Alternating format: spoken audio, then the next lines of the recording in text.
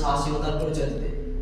এখানে 4টি তন্ত্রমন্ত্র আছে, এখান থেকে আমরা একটা অ্যাপ্লাই করে এই বাসায় আমরা জানার মধ্যে একটি ভূত আছে কাঞ্চনা, তাকে আমরা ডাকবো। এখন আমরা ভূতকে ডাকবো, কাউকে ভয় পেয়ে ভূত থেকে হাত ছড়িয়ে নেওয়া যাবে না, যত যাই হয়ে যাক তাহলে কিন্তু সে মারা যাবে। সবাই এভাবে হাতটা এভাবে করে রাখো, এভাবে। আয় কাঞ্চনা আয়, আয়, আয়, আয়, আয়।